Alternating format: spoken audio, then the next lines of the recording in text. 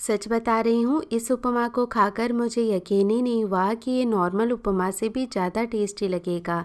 एक बार फैमिली को बनाकर क्या खिला दिया कि हफ्ते में 4 बार नाश्ते में इसी की डिमांड हो रही है। नॉर्मल उपमा तो हम बनाते ही रहते हैं, एक बार इसे दही के साथ बनाकर देखिएगा, ये खाने में और भी ज़्यादा सॉफ्ट और टेस्टी हो जाएगा। हेलो फ्रेंड्स, मैं हूँ निर्मला। मेरे किचन में आपका बहुत बहुत स्वागत है। इसके लिए सबसे पहले एक मिक्सिंग बोल लेकर इसके अंदर डालेंगे 1 कटोरी दही। यहाँ पर माप के लिए मैं इस कटोरी का इस्तेमाल कर रही हूँ, तो बाकी चीज़ें भी इसी कटोरी को माप करके ही लूँगी। तो आप माप के लिए कोई भी कटोरी, गिलास या मेजरिंग कप सेट कर लें। सेम कटोरी को माप करके टोटल 3 कटोरी ही इसके अंदर पानी का ऐड कर देंगे। दही को मैंने पहले ही अच्छे से फेंट करके लिया है, तो इसमें कोई भी गांठें नहीं हैं। तो आप दही में पानी डालने से पहले ही इसको विस्क कर लें, यानी फेंट लें, तो इससे इसमें बिल्कुल भी गांठें नहीं रहेंगी। तो बैटर हमारा एकदम स्मूथ बन करके तैयार होगा। अब इसके अंदर हम फ्लेवर के लिए 1 से 2 बारीक कटी हुई हरी मिर्च ऐड करेंगे और इसी के साथ आधा इंच अदरक का टुकड़ा मैंने कद्दूकस करके ये भी ऐड कर दिया है। 1 छोटी चम्मच या अपने स्वाद के अनुसार नमक ऐड कर लें और अब सारे फ्लेवर्स को बैलेंस करने के लिए इसमें 1 छोटी चम्मच चीनी डालकर सारी चीज़ों को बढ़िया से मिक्स कर लेंगे। तो ये बैटर हम पहले ही बना करके साइड में कर देंगे और अब गैस पर एक पैन चढ़ाएंगे। पैन के अंदर 2 चम्मच मैं तेल गरम कर रही हूँ। आप चाहें तो उपमा को आप घी में भी बना सकते हैं, घी में भी इसका टेस्ट बहुत अच्छा आता है। अब जैसे ही तेल गरम हो जाएगा, इसके अंदर 2 चम्मच मूंगफली डालकर इन्हें बढ़िया से क्रिस्पी कर लेंगे। जब मूंगफली बढ़िया से लाल हो जाएगी और इसमें चटकने की आवाज़ आने लगेगी, तब हम वापस से इसे कटोरी में निकाल लेंगे और साइड में रख देंगे।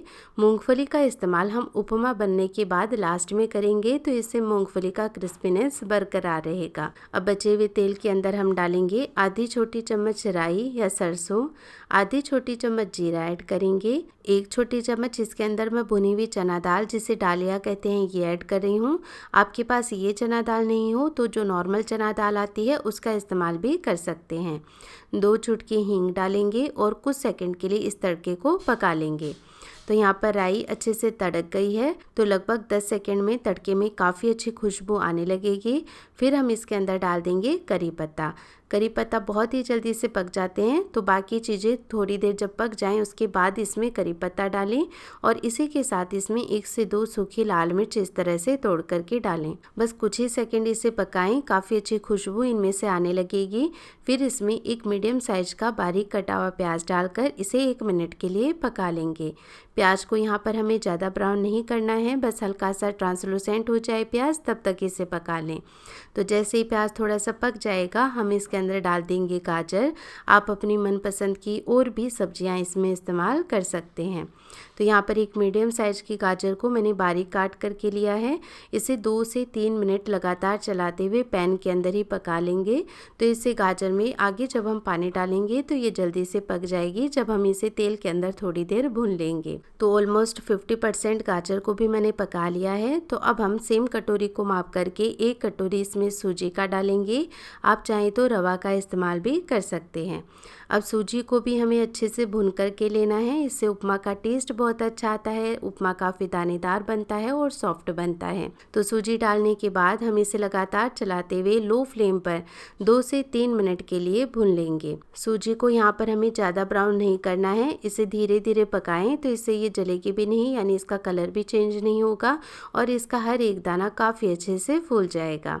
तो यहाँ पर सूजी भी बढ़िया से भून गई है, काफ़ी अच्छी खुशबू इनमें से आने लगी है। तो अब हम इसमें डाल देंगे वो बैटर जो हमने पहले ही बना करके रखा था। अच्छे से इसे मिक्स कर लेंगे और इन्हीं के साथ मैं इसमें उबले हुए मटर भी डाल रही हूँ। ये फ्रोजन मटर हैं जो पहले से उबले हुए आते हैं, इसलिए इस स्टेज पर मैंने मटर को डाला है। यदि आपके पास फ्रेश मटर हो तो आप गाजर के साथ ही मटर को ऐड कर दें, तो वो भी अच्छे से पक जाएंगे। यहाँ पर सारी चीज़ों को मैंने बढ़िया से मिक्स कर लिया है। अब पैन को कवर करके हम 2 मिनट के लिए इसे मीडियम फ्लेम पर पकाएंगे। बीच बीच में चलाते रहेंगे, वरना क्या होता है कि पूरा पानी ऊपर आ जाता है, सूजी नीचे बैठ जाती है। तो अच्छे से मिक्स कर लेते हैं। यहाँ पर उपमा को आप उतना पका लें जितना आपको पसंद हो, यानी आपको ड्राई उपमा पसंद है तो इसे ज़्यादा देर के लिए पका लें। यदि आपको ज़्यादा गीला पसंद है तो आप इसे थोड़ी कम देर के लिए पकाएं। तो जिस प्रकार का टेक्सचर उपमा का आपको पसंद आता है उसके अकॉर्डिंग इसे पका लें। मैंने इसे अच्छे से मिक्स कर लिया है। अब पैन को कवर करके फिर से उपमा को हम 2 मिनट के लिए और पका लेंगे। अब एक बार फिर से इसे अच्छे से मिक्स करेंगे तो आप देखेंगे कि जो उपमा है ना वो पैन को अपने आप ही छोड़ रहा है। तो बस ये जो कंसिस्टेंसी होती है उपमा की वो एकदम परफेक्ट होती है, ना ही ये ज़्यादा ड्राई होता है इस समय और ना ही ज़्यादा गीला होता है। तो अब मैं क्या करूँगी, इसके अंदर 1 चम्मच घी ऐड करूँगी। तो इससे उपमा में लंबे समय तक सॉफ्टनेस बरकरार रहती है, ये बिल्कुल भी ड्राई नहीं होता है। साथ ही जो हमने मूंगफली पका करके रखी थी ये ऐड कर देंगे और थोड़ी सी बारीक कटी हुई धनिया पत्ती डालकर फिर से सारी चीज़ों को बढ़िया से मिक्स कर लेंगे। अब मैंने गैस का फ्लेम ऑफ कर दिया है। मूंगफली डालने के बाद हमेशा गैस का फ्लेम ऑफ ही कर दें, क्योंकि यदि आपने मूंगफली डालकर फिर से उपमा को पकाए तो मूंगफली सॉफ्ट पड़ जाएंगी। तो बस ये हमारा उपमा सर्व करने के लिए तैयार है। देखिए कितना परफेक्ट टेक्सचर आया है इसका और बहुत ही ज़्यादा कलरफुल उपमा बन करके तैयार हुआ है। तो गर्मियों में ऐसा कंफर्ट फूड खाने में बहुत ही अच्छा लगता है। स्पेशली दही वाली चीज़ें तो गर्मियों में काफ़ी ज़्यादा अच्छी लगती हैं और ये जल्दी बन करके तैयार भी हो जाती हैं।